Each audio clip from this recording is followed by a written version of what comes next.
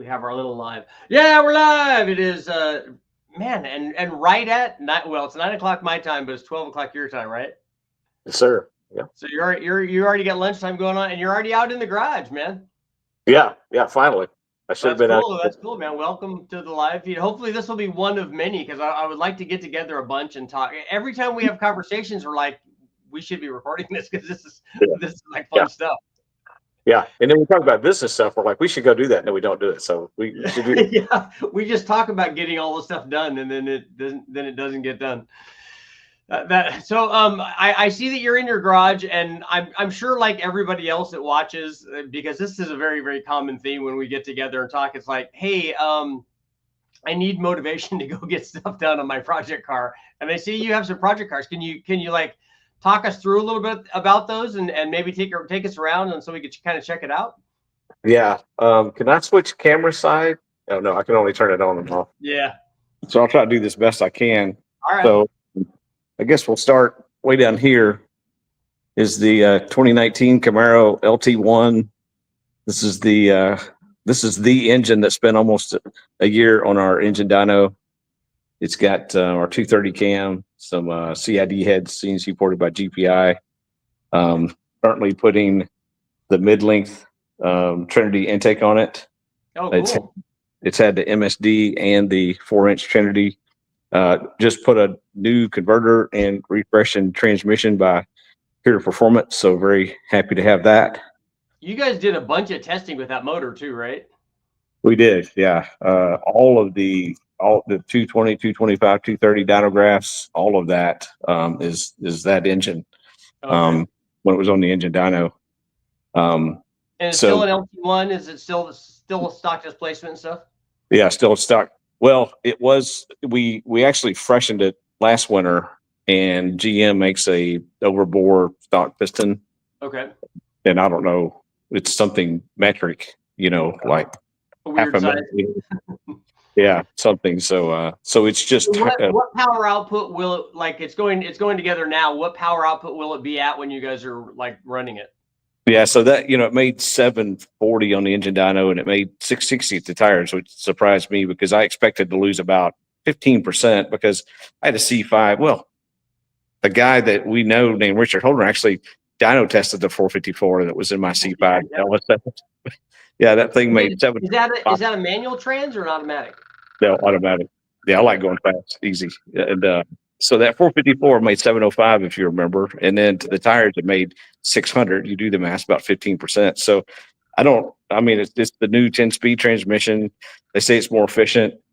But, to only lose 80 horsepower on 740 horsepower, that's barely over 10%. But, it is what it is. Here's a fun fact. I had a brand new 2019 ZR1 I bought new in 2018 and put on James Short's dyno, and it made 650 the tires. So that's the LT5 supercharged, 2650. I remember that car. That was cool. Yeah, on the same dyno, this car made 660. It made 10 horsepower more. It's got ZR1 plus power, right? Yeah, naturally aspirated. And here's another fun fact because we never got the converter right, which is why and we actually hurt the transmission first time out. But anyway, this car has only been 10 O's, and ironically, the ZR1 with just a drag pack went 10 O's. So, it's amazing to me that these guys with these late model Camaros can make, the kind of power we're making, 660 tires and run 890s. It's just like, I'm not sure how you do that, because that's a lot different. Yeah, that's a ton of difference. I can see, we've only been a 145, 60 foot with the converter we had. If you can get in the 130s, so you're going to go 990s, maybe 980s. That's still a long way from 890s. Of course, these guys are playing with, obviously some exotic fuels, right? Yeah. They're nitromethane maybe mixes with methanol. Yeah, exactly. And that'll help power. Yeah. So and some of these guys that were saying they were running stock short blocks supposedly actually had 416. So, that's the stupid thing about this internet record stuff is you just never know who's doing what with what. Yeah. I know if you start doing the math, when I was talking to Brule about running methanol, he said, well, I mean, not methanol, but if you run nitromethane, like a mix with that, he said, whatever percentage of nitromethane you run, that's the power gain that you get. So if you run 10% nitro, you get a 10% gain in power. So you can start adding that math up pretty quick. It's a lot. Yeah. Well, just going from E85 to M1 on that car, we went from 740 horsepower to 785. Oh, that's a big jump. Yeah. So then the M1 or the nitromethane would just add on top of that. Would be a lot more. Yeah. Yeah. And it's, it's interesting because we should talk about that at some point, because it's interesting to me when you go from, gasoline to E85 to M1 on these directed injected cars, how much more power they gain than a port injected or a carbureted engine. Have you tried those fuel changes on like an LS base motor, like a port injected motor? Yeah, and we don't see that kind of gain. Yeah. It's same with VVT. VVT seems to make more torque and horsepower on a Gen 5 compared to LS. Yeah. So very interesting stuff. Yeah, we don't get when I run E85 on a naturally aspirated LS, it doesn't really do very much. On a turbo or a blower one seems to do a lot, but on the NA stuff, it doesn't really gain very much power. Yeah. And then with these cars, it gains a lot. But there's the change in airflow when you're port injected and you run these fuels, because there's so much more fuel in the port. Yeah. It's actually hurting the airflow, but we can get to that after the walkthrough here. There you go. Okay, yeah, keep going. Let's see project car number 2. Yeah, so this car is the C7 Corvette. I bought this car from David Atkins. We actually did the cam in this Baker Engineering engine. So this is, I guess, the fastest LS powered actual LS car in the country. It's been 380s in the 8th. He's got it's been 370s, same basic engine, twin 88 turbos, but it's a 70 Camaro, and then he's got an old Impala. I think one of those is a Jerry Bickle chassis, so maybe just a slightly better chassis. Okay. But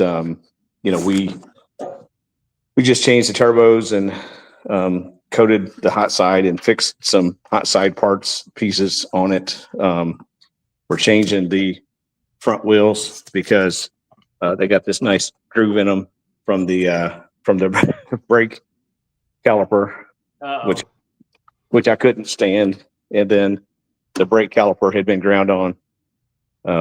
You can't hardly see it, but which I also couldn't stand that. And there. Yeah. It's we actually found a lot of issues with this car. Some of it quite shocking, but I'm a really anal guy, so I can't stand to have stuff wrong or not quite right. I've got to have it right. Yeah. And, what size motor is that? It's 427. It's the Baker billet heads that are. It's basically, they took a Chevrolet DR head, the drag race head, and made billet versions of those. So it's just an inline valve head, so it's nothing exotic. You can see it still uses stock LS valve cover, size valve cover, because all the big canted valve heads all use big valve covers, right? Yeah. And so the thing would no doubt make more power with some big canted valve heads. So maybe it'll get some big canted valve heads someday. I'd say it'll definitely get some BTR canted valve heads someday. I was going to say, a guy that has canted valve heads, right?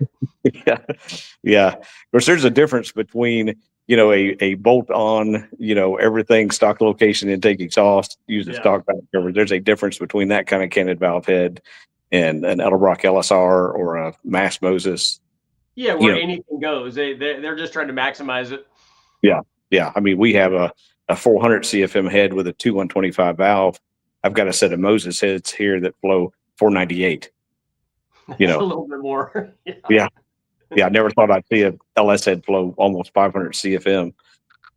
So very, very impressive.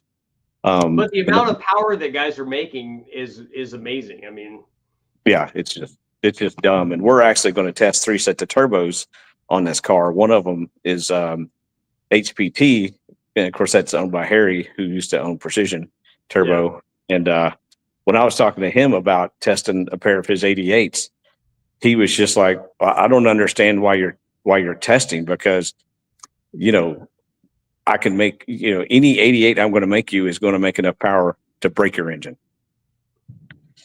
Which I thought was an interesting statement, because obviously LS. Yeah. I can just turn the timing up too far and I can break the engine. That's really easy. Yeah. So I thought it was interesting because he was just like, I just don't understand why you're testing turbos, because any good pair of 88 should break that engine. So, but it's Cleveland, Maine, billet crank, Noonan billet block, and so. Do the heads have coolant flow going through them, or are they solid? Solid. Solid. Okay. Yeah, solid heads. Yeah. So it's not a daily driver. What's that? It's not a daily driver. No, definitely. And then this next car is the C6 Dragon Drive car.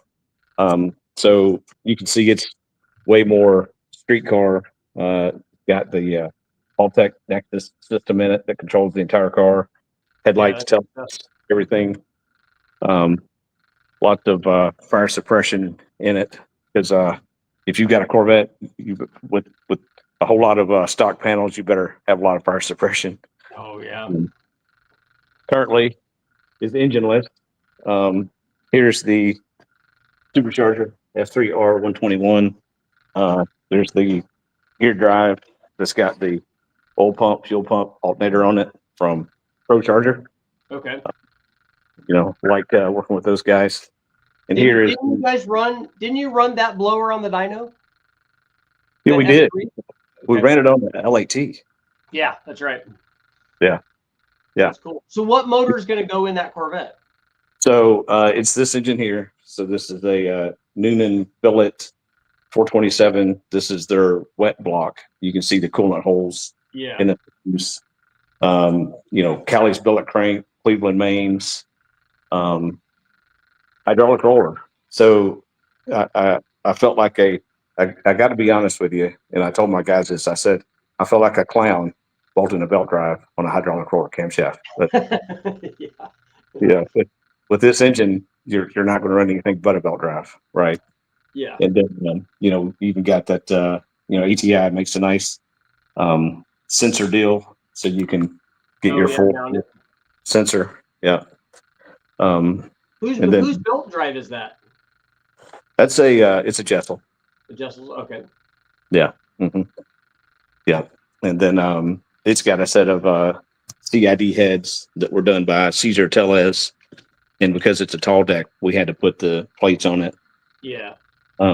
It's got the hoops in it. It's got the some of the chamber softening. Done the way I kind of like it. Yep. So this is my engine building room. So I was obviously not prepared for walkthrough today, so it's not cleaned up at all anywhere.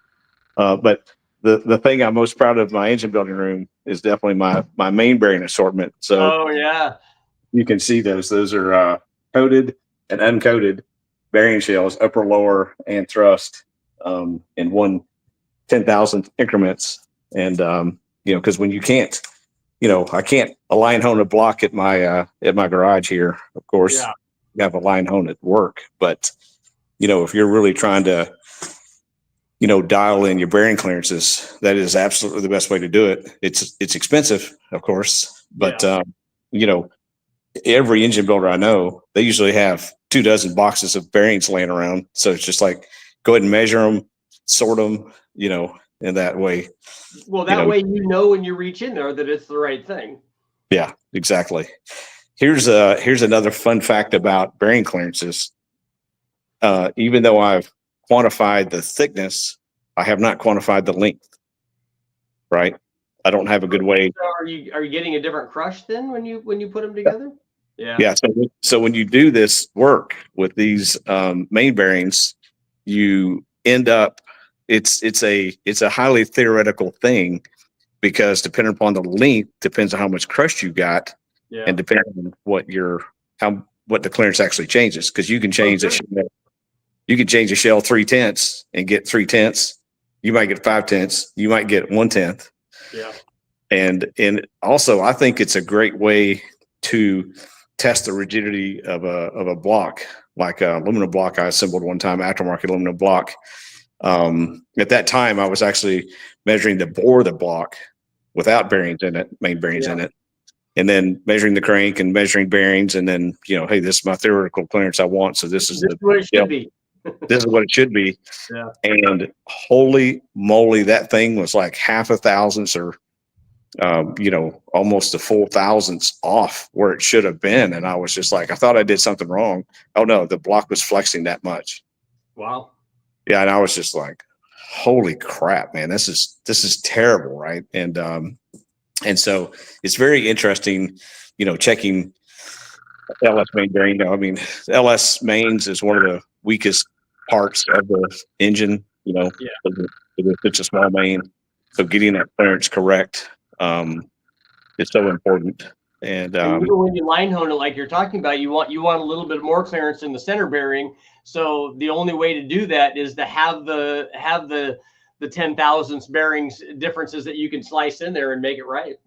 Yeah. Yep. And here's another fun fact. So years ago, the Molly rep visited us, and we just started talking about main bearings, and we were carrying King number 3 thrust shells just by themselves.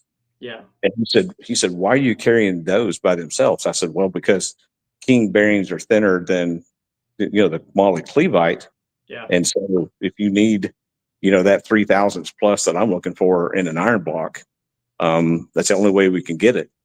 And then it wasn't too much later, he came back. Well, it's probably another year later. He came back and said, hey, we're going to do an X bearing.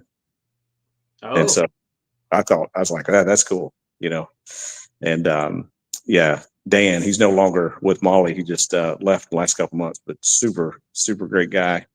Loved working with him.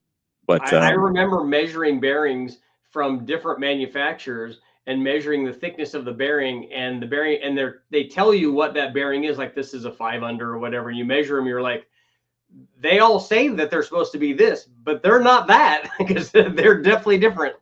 Oh yeah, absolutely. I mean, it's just like, you look at what I just showed you, I've got, bearings in 1/10,000th increments. Well, I mean, theoretically, they should all be either this size or, because you got the one extra clearance. Yeah.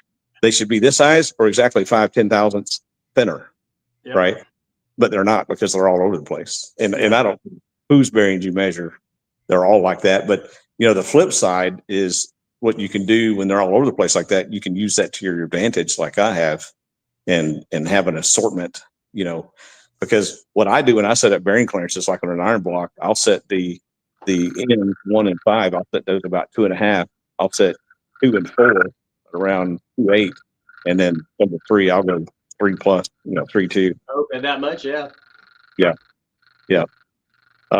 And then we kind of get into some of the road race cars. So I've got 3 C5 Z06s, one for me, my son, and my wife. Only one of them is in this garage area. The other 2 are in the garage attached to the house. But this is a C5 Z06. Still has the stock engine, 100,000 mile car. Bought it years ago for about 15, 16,000. Put some Amazon seats in it for cheap, and there you go. Still has the stock wheels, but it's 18 front and back. It's square, and running a Process RR, which is an awesome 200 treadwear tire. We got the 9 lives rear wing, and then front splitter. Car is very balanced, and has the our LS1 stage 2 camshaft in it, very similar to the to the Red Hot cam. Yeah, it's just a fun car. So I home ported the stock 243 heads and put that fast intake on it. With that cam, it made 465 to the tires on ED5, and people was kind of calling BS that 221 intake duration cam would make 465 of the tires with home ported heads. The valve job was crap. It still has a stock 100,000 mile valve job, so it could certainly make a lot more power. But it's attention to detail, because I also port matched the fast intake. You take the shell off, you take the runners out, you port the base to the heads, mocked up on a block. Then you pull that base back off, you insert the runners back in it, then you make the runner match the base. So that's just a roughing. Then you put the base back on the heads, you sand it, and then you pull the base back off, put the runners back in it, sand that. And you've got a perfect port match though. Yeah. And your home ported head, being Brian Tooley, is not the same as other people's hand ported head. Yeah, maybe, but I mean, it's like an 8 or 10 hour port job. I'd hate for anybody else to even see it, but it's just like, I don't think I even sanded out the intake ports. I just sent it. I did do the chambers. There's quite a bit of flow and power, obviously in the chambers, which is amazing. Did you unshroud the valves in the chamber? What about the valves? Did you unshroud the valves in the chamber when you're doing the chamber work? Yeah. Absolutely. Yeah. I've got this bird that's a 1/2 inch diameter round. And I will actually, of course, I've got a valve that's ground undersides that just covers the 45 on the valve job.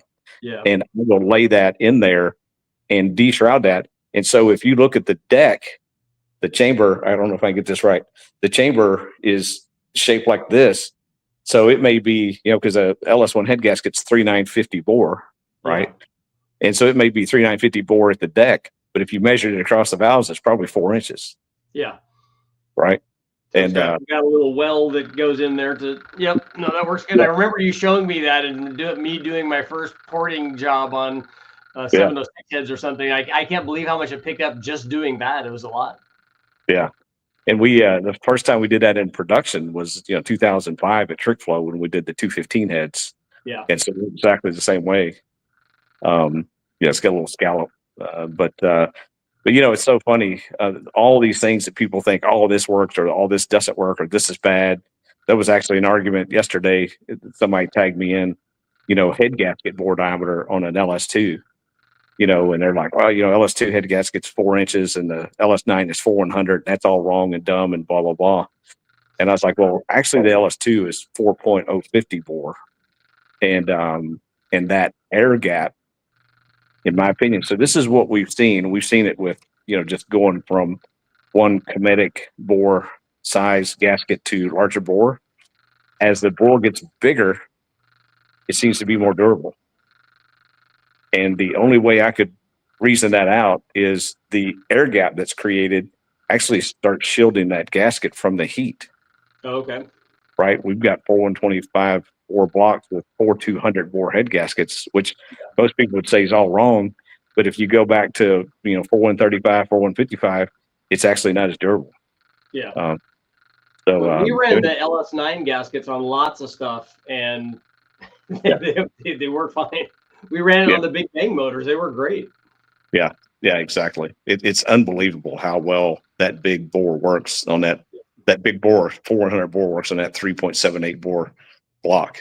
Yeah, we put lots of the Felpro stuff is oversized for the bore size, especially for the 3780 stuff, and we put those in all the time. We're like, oh yeah, that's too big. No, it's not. Yeah. And of course, one of the things I like to bring up about bore size, the chamber size versus bore size, is something that you taught me. We developed the Trick Flow 205 and 215 heads and 220 cast and all that, and you had a set of each. And of course, the 205 heads, they had like 59 cc chamber. That 215 is only 64. So that 205's got quite a bit more compression. And then you look at chamber diameter on that 205 head was 3.85. The 215 head was 3.95. So you do the math. I mean, it's 170,000 hangover or whatever. And you said, hey, I want to test these 215 heads on my 5.3. I was like, yeah, that'd be cool. They're going to make less power than the 205s because not only is the chamber 5 cc's bigger, that much less compression, but all that overhang onto that overhang is gonna be terrible for it. It's gonna be terrible. And then the 215 heads made 10 more horsepower. And I was like, don't right. Yeah. So Well, you look know, at GM. GM put the 243 heads on the 4.8s and the 5.3s, and it overhangs the bore size a lot because that chamber is a lot bigger. It yeah, still works. it still works. Yeah. Yeah. Yeah. It actually, I mean, as you open up that chamber to deshroud the valves and get airflow, what I have seen, it's going to make more power no matter how much bore overhang you've got. Yeah. And you have to be in a position where you go, you know what? I know that this seems contrary to what the internet logic says, but let's try it. Let's just try it. Even if we find out that, yeah, that's right. It's wrong. It's bad. It doesn't work. Then you go, okay, we check that one off. That didn't work. Or you find stuff like we're talking about. Hey, look, now I need to go find an explanation as to why it actually works. Yeah. Yeah. That's right. Yeah. Yeah. That's why testing is so important. Yeah. I know you've done a ton. I've done a ton. And what I see universally is not enough people do the testing for sure. Yeah.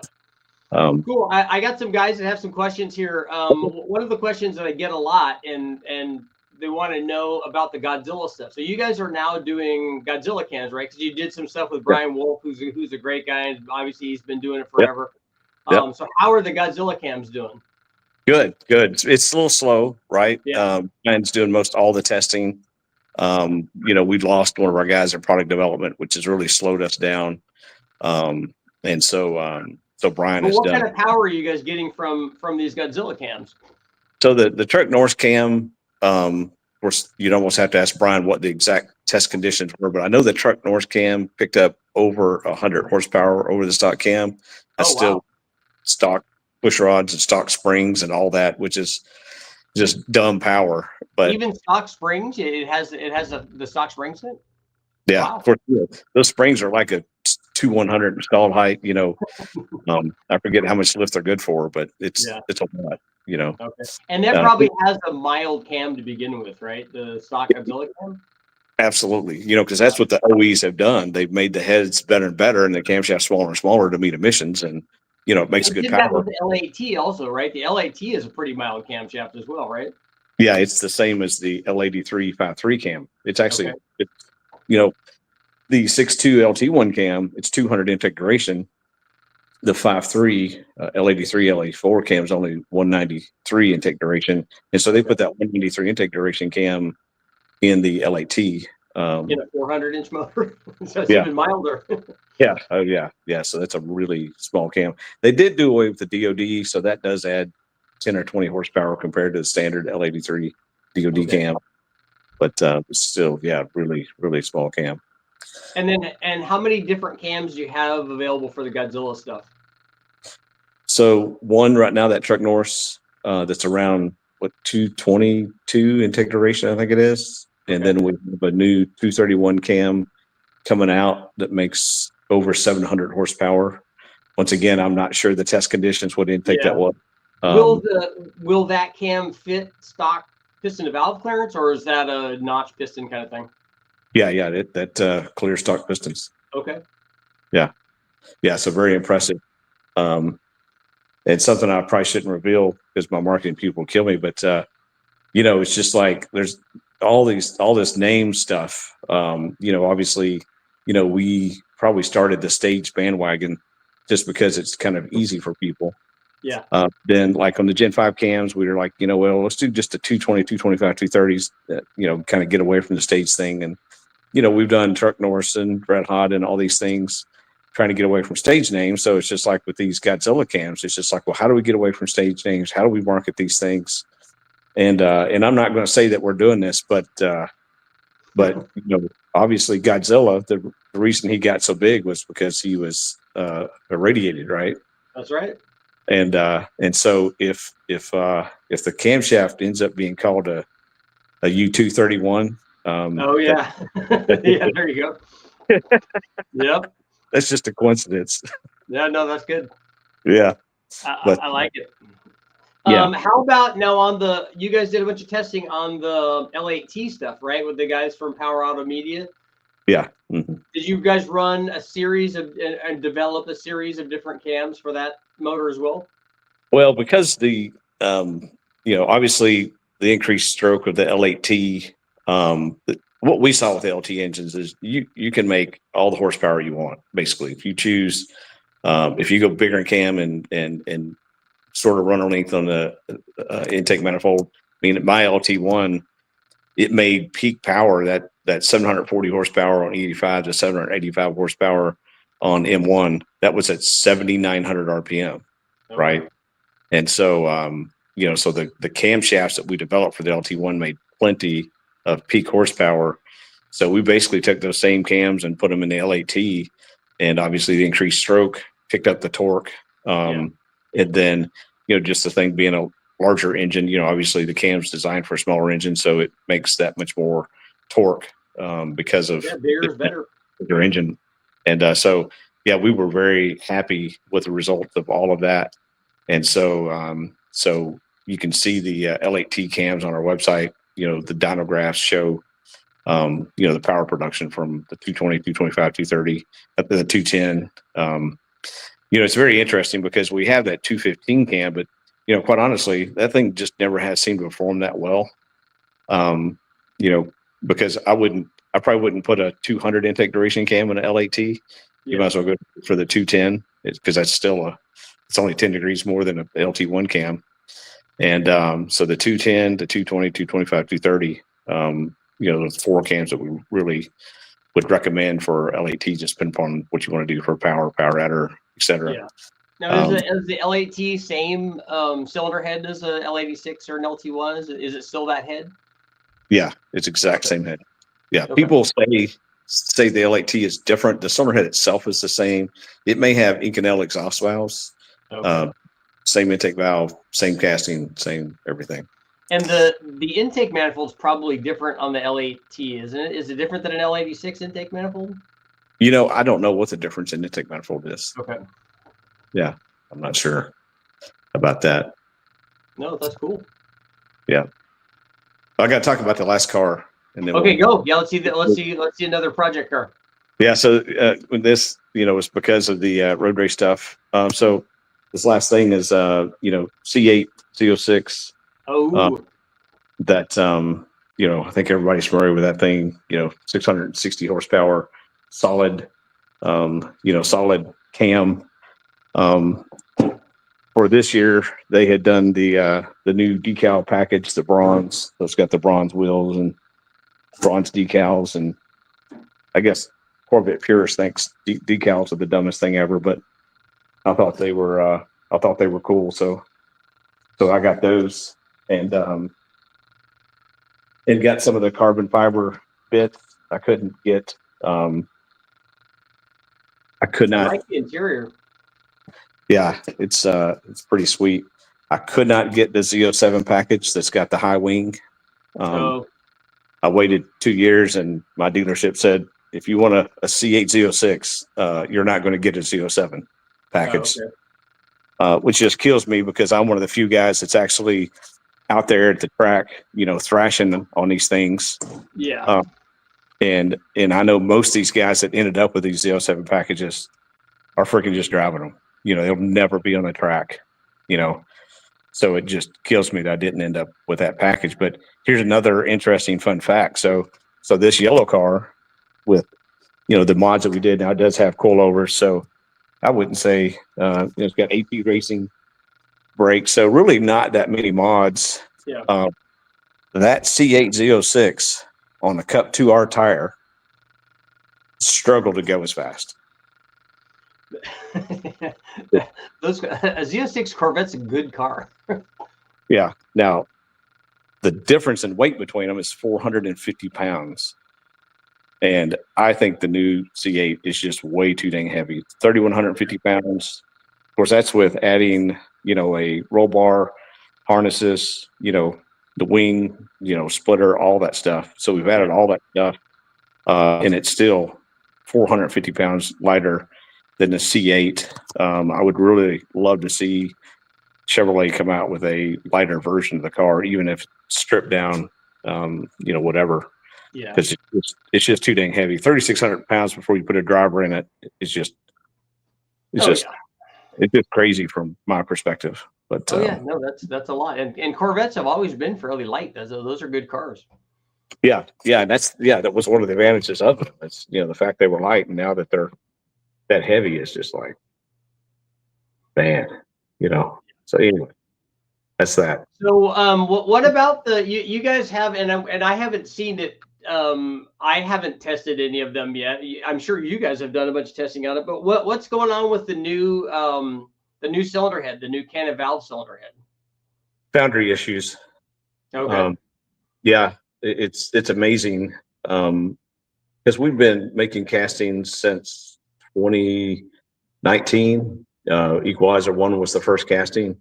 Yeah. And it's, the technology is called air set, which is pretty much the most basic form of casting a cylinder head. It's all sand cores and molds.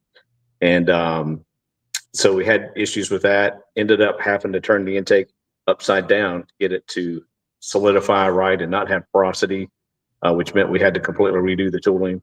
Yeah. After done the tooling. Equalizer lid is a little fun thing because we started that in air set and then had quality issues. Of course, it had a logo, which, air set's just not good technology for logos that need, clear definition. Sure. And then we took that equalizer lid from air set to green sand, and it was better, but still had issues and fought it. And then we finally made what they call a 2-on permanent mold, where every time they pour the mold, you get 2 lids. Yeah. Right. And permanent mold is, kind of the ultimate in technology. So, and when we did our valve covers, right, we started with green sand and, lacked the definition of the logo that we wanted. Eventually spent big bucks on die cast tooling. Yeah. And, so now the valve covers are die cast, much higher quality. And even those are nice. I love the ones that we run on this stuff on the engine dyno all the time with the breathers and stuff in them. That's nice. I mean, because that was like $120,000 tool, but it paid for itself within a year or two. Nice. And because not only did the quality improve, but the price went down. That's a win-win. Yeah, the price went down actually by quite a bit. So when we decided to do this cylinder head, of course, Rick Smith, the genius behind Trick Flow, he started Trick Flow in the 80s, sold it to Summit Racing in 93. He was my mentor through the 90s. When we were going down this path of doing this cylinder head, we're not messing around with air set, green sand. We're going to make a permanent mold tool. Yeah. And so as far as I know, they're the only LS heads in production made on a permanent mold tool. That's about a $300,000 or $400,000 expense for that tool. Oh, wow. Yeah. And so, but we knew the issues with, going cheap with tooling. Because why go through all the other steps when you're just going to end up there? I mean, you just have frustrated customers, issues, and porosity, and blah blah blah blah blah. And really, honestly, what has happened is we've almost outsmarted ourselves because we went with a 3D printed water jacket, which has got some super cool features. Well, the water jacket is patent pending, so it's that cool. Wow. But it comes off a 3D printer. Well, the resin in the 3D printer, once you pour aluminum on it, outgasses pretty badly. Oh, yeah. So now we've struggled with that outgassing. That outgassing then causes porosity and voids and all sorts of things. Sure.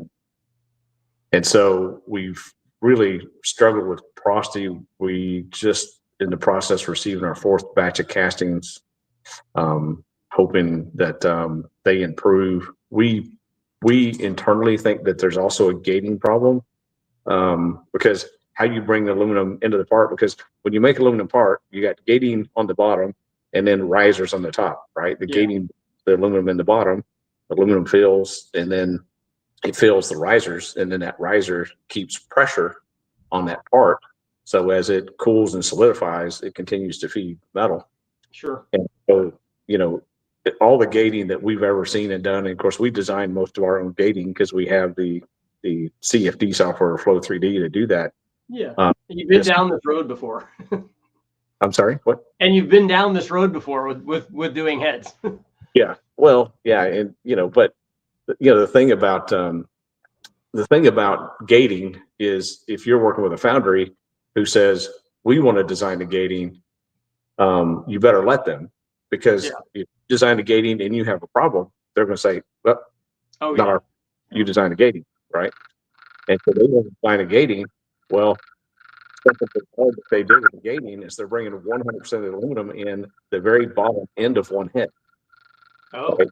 Take that entire cylinder head, you've got, the very bottom on one end, they're bringing 100% of the aluminum through this little slot, right? Which is crazy to us. And so that end of the head ends up too hot. That aluminum is too hot. And so when the aluminum is too hot, it shrinks. And shrink is what a lot of people call porosity, but it's actually shrinkage, because it's too hot. As it cools and solidifies, it's not being fed aluminum adequately. And then the problem with that then is the other end of the head, by the time the aluminum gets there, it's almost too full. So then they have a problem with it filling all the way to the valve cover rail. Yeah, you got a temperature gradient going across there. Yeah, I mean, so, it's really bizarre. Sounds like there's some dysfunction happening at this foundry, which is really sad because we had so much hope. Foundry business is tough, right? Pouring castings is tough. I have a lot of compassion for everyone that is trying to do it. It's it's a kind of a dirty, nasty, tough, hot job, and it's tough to find good employees and all that. So I have a lot of compassion. You think the guys who've been doing it for a while would have an idea on how to do this correctly? This can't be the first time that they've done aluminum heads, right? No, this is a huge foundry, $200 million a year operation, been in business like 100 years. Yeah. Makes parts for John Deere and Polaris and, lots and lots of people. So it's just, it's a shame that we are where we're at with the heads. And I asked him just this week, I said, all this stuff we're fighting, would you call it typical or atypical? They said, no, it's very atypical. I said, I assume so, because it's blowing my mind that we spent the big bucks to buy permanent mold tooling. We've done everything right, and we can't get good castings to save our life. Yeah. Really disappointing. That's unfortunate, because I think that head from your preliminary testing with the prototype stuff those are going to be good heads. Yeah, they are going to be the most powerful hydraulic roller, cathedral port, LS3 square port solar heads you can buy and put on a street car. And the cool thing is that they both, you guys made them, which I'm sure that this ultimately limited how much airflow and power that you could get from it, but you made it so that all the stuff bolts on, all the regular stuff bolts on, intake manifold, port positions and headers and stuff. Yeah, exactly.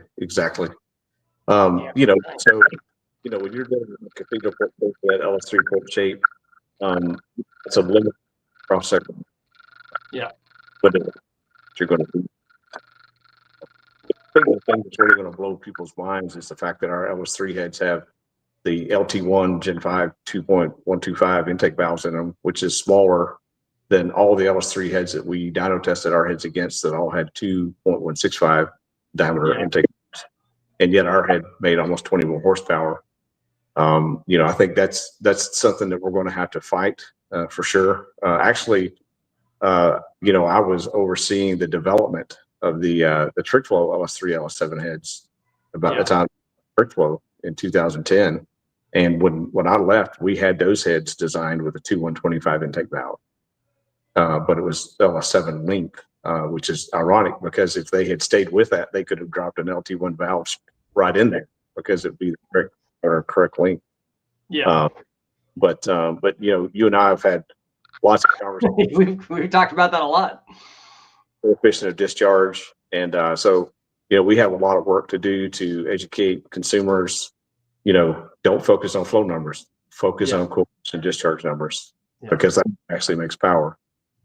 And I think that would be, even if you could show them the dyno results of stuff like that happening, that's still an uphill battle to tell people that a bigger port isn't better, or that a bigger valve isn't better. They just have that locked in that, like, hey, look, I need the big valve head because throughout history, we've been told that the one with the big valve, flows more and makes a lot of power.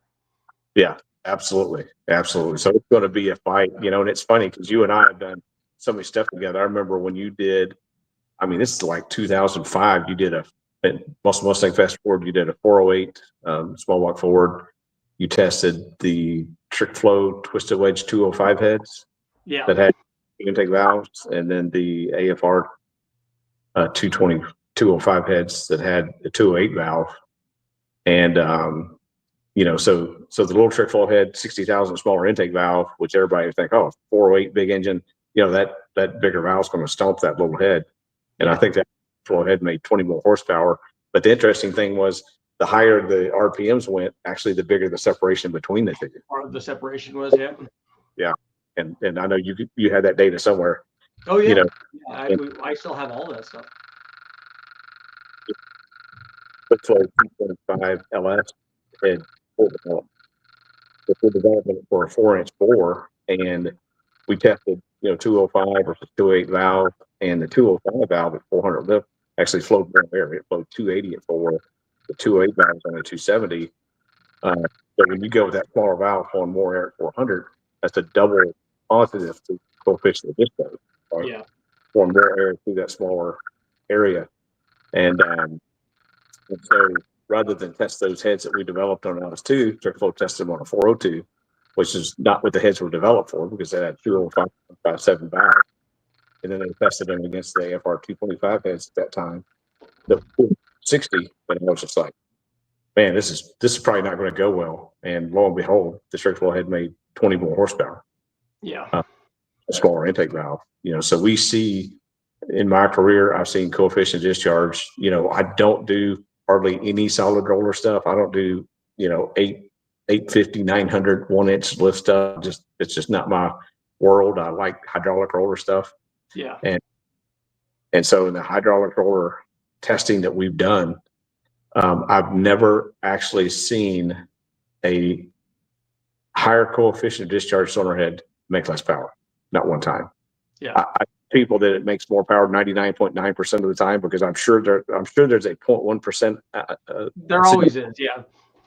I just haven't found it. Yeah. Yeah. So. Hey, here's a couple questions we can get to for you. What lifters do you guys use when you run your hydraulic roller stuff? Lifters are a hot topic right now. So. Yeah. Can you step a little closer to your phone? You're getting some mic problems. Bad audio. Sorry. Yeah, that's okay. Yeah. So, we primarily run Delphi LS7 lifters. Okay. Delphi makes LS7 lifters for Chevrolet. It's the same exact lifter. They also make the Caddy lifter, which does have a different wheel. A lot of interesting things that we figured out about lifters just in last year's time. And I don't know how much I want to talk about that, but let's just say don't give out any trade secrets. Yeah, we had some camshaft failures in 2024, and the first one was using a different manufacturer's lifter. Let me say that. Okay. And one of my sales guys is like, "Oh, it's the lifters." I'm like, "Man, don't be silly," And then a second one happened, and it was the same lifters. And the third one happened, the same lifters. And what it was doing, it was spalling the surface of the cam off. Right. And they were saying, oh, it's got to be the lifters. I'm like, well, okay, that's 3 in a row. We checked the heat treat, we checked the burn, wasn't burnt, heat treat was there. So yeah, we got to look at the lifters. And fortunately for me, I've got lots of friends that know people, and I it's amazing how many times I end up getting to talk to the right person that knows the right information. Yeah. And talked to a man that's been working with OEs for 40 years of camshaft, and I told him the story, and he said, "Well, let me ask you a question. What's the difference between crown lift wheel and this lift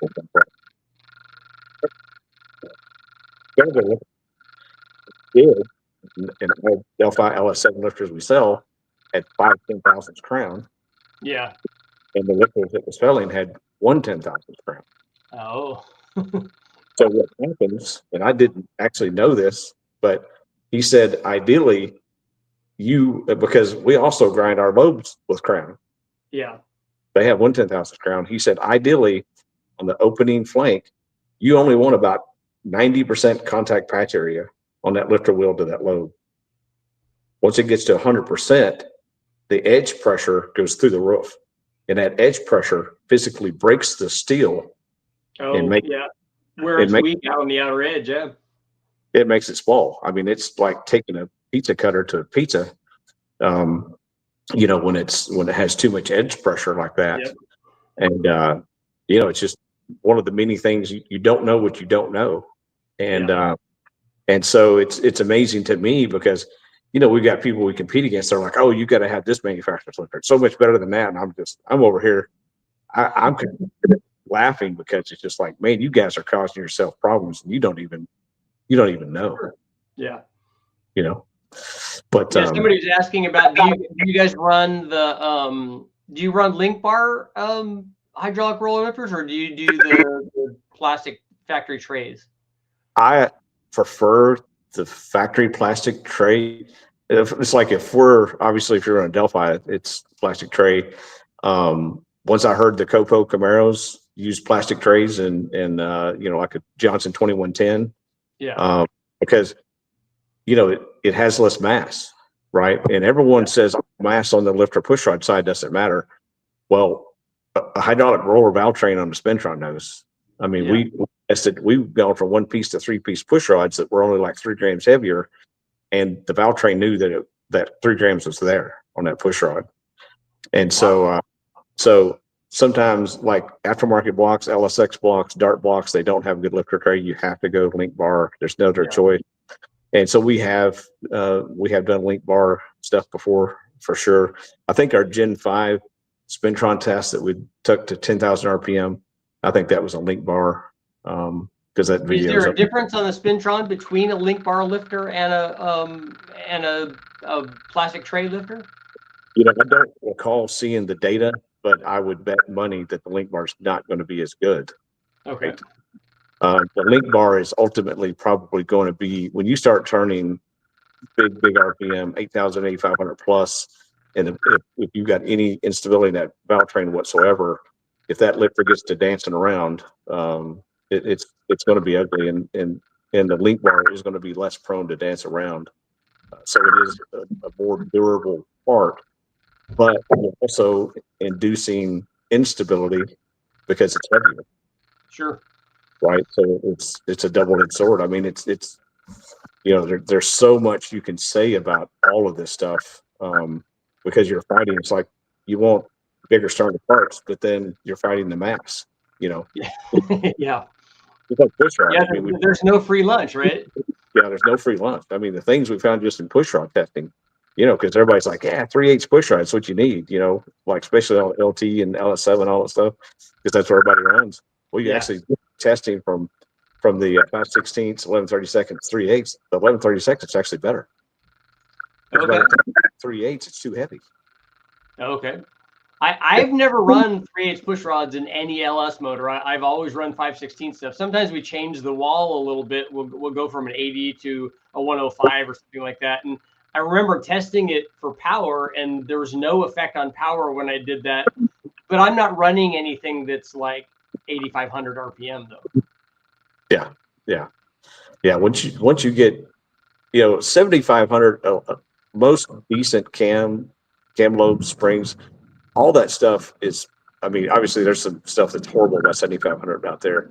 But if someone's really paying attention, most of it's good to 7,500. The 7,500 is kind of a break point, where some of that stuff is like a light switch when it just get massively unhappy.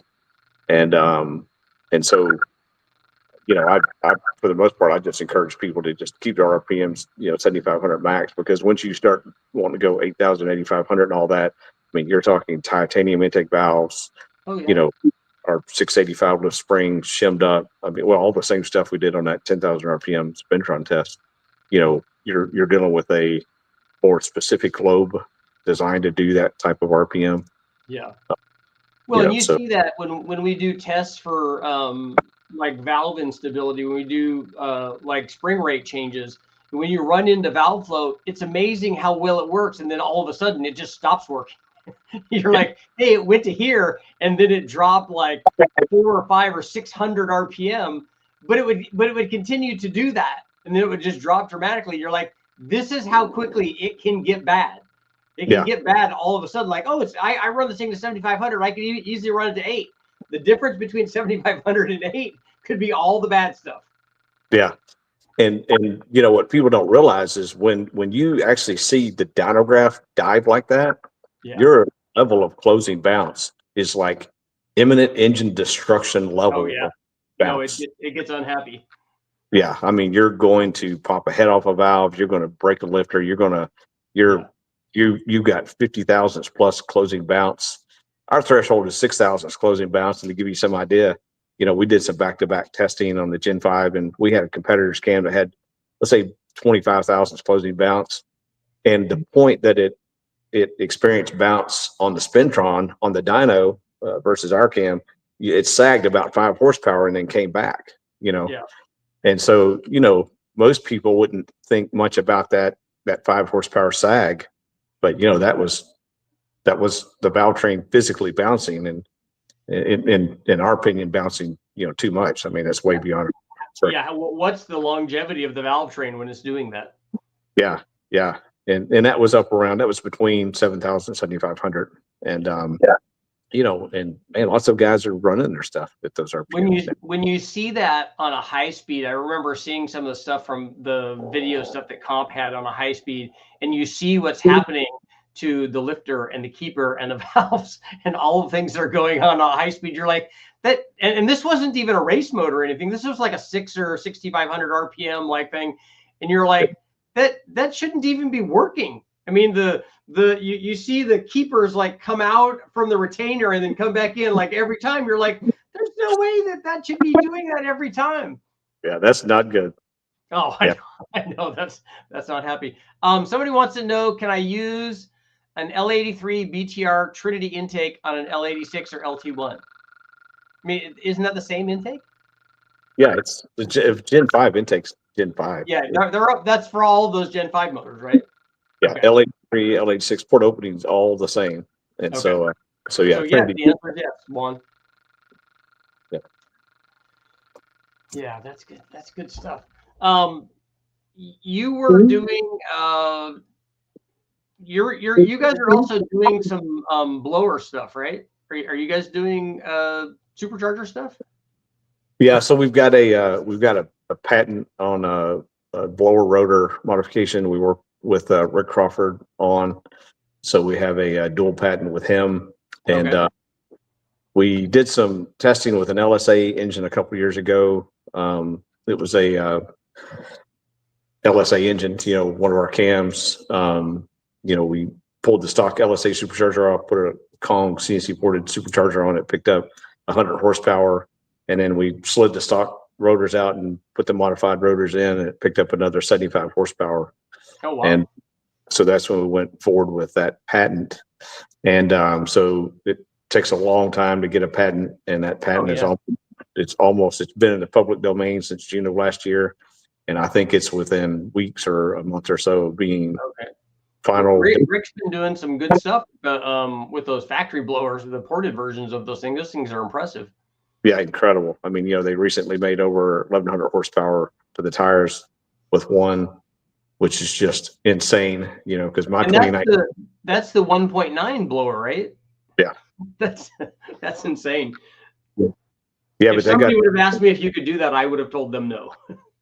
Yeah, you're like, no, those are nitromethane numbers or something, right? But you know, one of the things they did was I think it was Kong had made a billet entry, and they've got this new throttle body that's 114 millimeter by 138 millimeter oval. Oh, nice. Yeah, and so that was one of the you know, one of the. You can't have too big of a throttle body going into the blower. No, absolutely not. The only thing better than one of those would be two of those if you could make that work. Somebody wants to know how much preload you run on Delphi LS7 lifters. Oh boy, that's that's one of the hottest of all the questions out there, because everybody's like, oh, you got to check your push rod length and blah blah blah blah blah. Well, here's the truth, and I've not actually back-to-back tested this for power.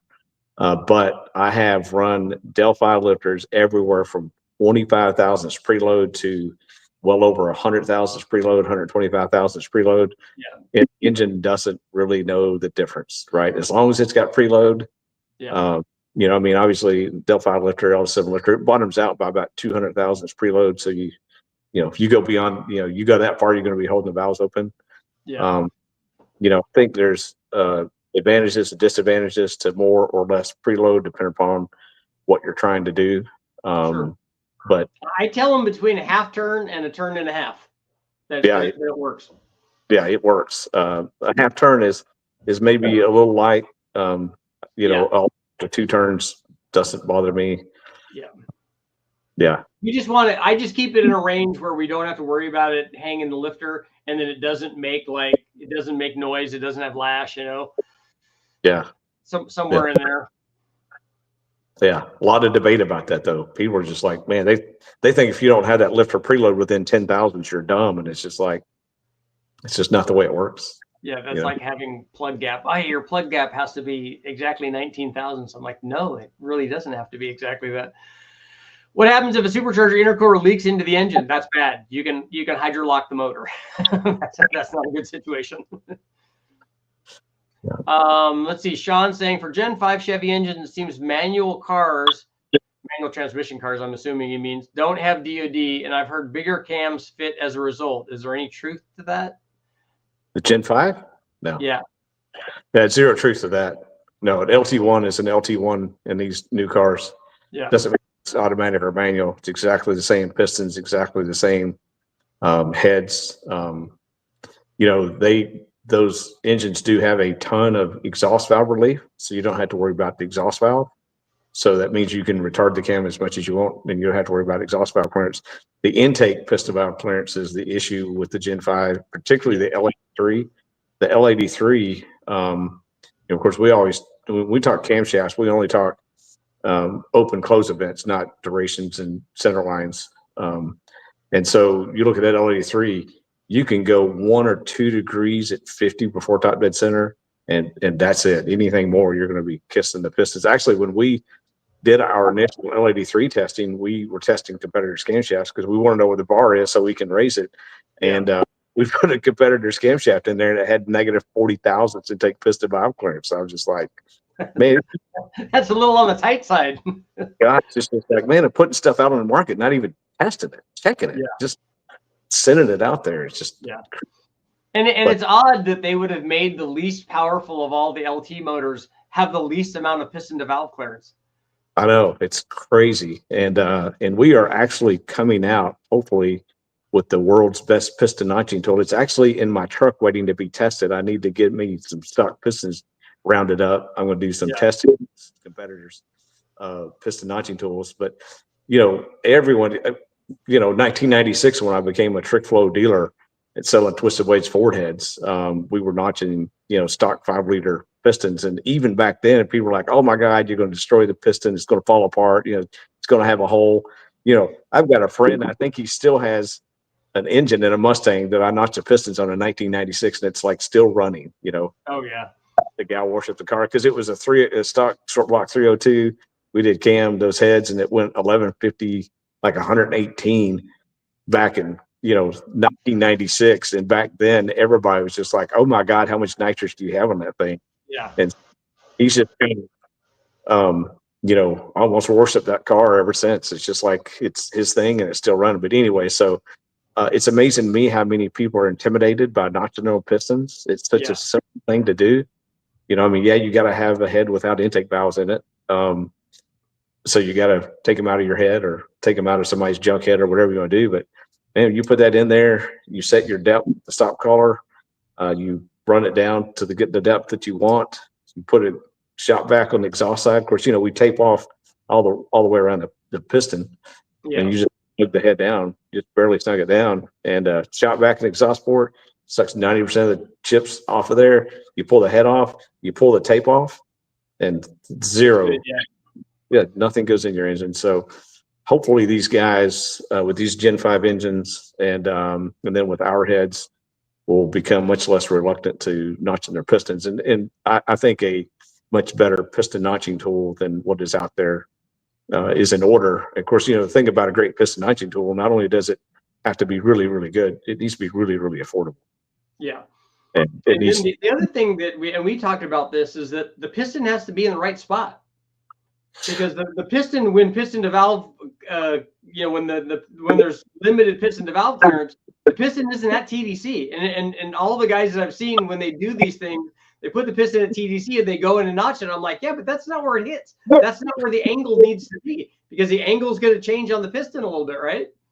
Well, it is and it's not exactly, because it's like if you're doing on an LS3, yeah, you got to have that piston all the way TDC. But like an L83, I wish I had a picture, but the L83 where the dome sticks up, the dome is sticking up like this, and that's where the hits. So you can actually, as you notch that down, the position doesn't matter, because you're actually, you would have to notch that thing 200 thousandths before the outside edge of the notching tool actually hit the flat top part of the piston. Okay, so you're just grinding that dome off then on the L83. Yeah, and the funny thing about that L83, when I swore I was going to do a video, you and I need to get together. I need to go to West Tech. We need to do this. Yeah. I was taking L83, and I was going to show people all the ways you can notch this piston. I was going to use a bastard file. I was going to use an angle grinder. I was going to use a real piston notching tool. I was going to show people, look, don't be intimidated by this, man. Yeah. You got this knot sticking up in the way. Just knock that knot down. Cut this piece off right here. Yeah, for every 10,000, if you take off that knot, you got 10,000 more P to V. So it doesn't take anything to knock 100 thousandths off of this thing that's sticking up like this. Because you have to imagine that people have done this with whatever the thing is that they have laying around their shop. That like, I don't have the notching tool, but I got this, and I know that this will work. Honestly, I don't know if anyone's done that, because they're all intimidated. Yeah. And they probably don't realize that they haven't clayed it. They haven't looked at it. They don't realize that the valve's hitting that knot. They probably think it's hitting the flat top part of the piston, but it's not. It's hitting the dome. It's almost like somebody needs to do a video on that, right? I know. Well, yeah. If only we knew somebody does videos, it'd be. yeah, that's it. I know after doing, piston notching doesn't concern me at all. After I did it twice, the West Tech has a big block Ford that we had like factory style heads on, and then we put Cobra Jet heads on, and then we put Super Cobra Jet heads on. And so for each one of those, I had to put another knot. So like we're Swiss cheesing this piston, and they're like, oh my God. And we did it, the motor was a running motor. And so we did it, just vacuumed everything out, and then just ran it after we did the heads. They're like, yeah, we want you to try these Super Cobra Jet heads. We're like, it's Kazi, so we'll do this. And so we just did that and ran it. It's like, it works just fine, man. Yeah, that's right. Yeah, but it's just amazing to me how many people are so intimidated by that. Oh, I'm not notching my pistons. It's like, that's like saying I don't want to make power. It's just like, not so. Just keep a stock cam in it. You'll be fine. Just leave it dark. Yeah.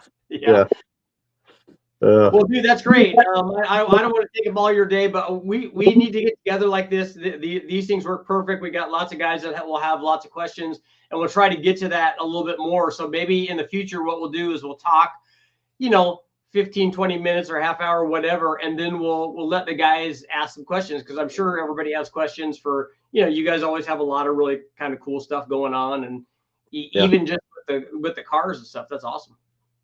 Yeah. Maybe even get a list of questions together and roll down through them. So what I'll do is I can do that with the other live feeds that I do. We'll make a list of questions, and then questions for Brian or whatever. Yeah, I'm sure we can stir up some controversy with my answers. we can talk about some stuff, I'm sure. Because it's the internet. You really don't have to say hardly anything, then everybody gets riled up, right? Yeah. All we have to say is, hydraulic rollers are better than solid rollers, and then people lose their mind, or LS versus Coyote, or it doesn't matter what it is. Just everything will just get people going. Yeah, that's right. Well, Brian, I appreciate you coming on. That was awesome, and see how you can see how quickly the time goes. I mean, it takes like no, unbelievable. Can't believe it's been over an hour. Yeah, wow. I know. I know. I had to spend an hour with Richard. It was horrible.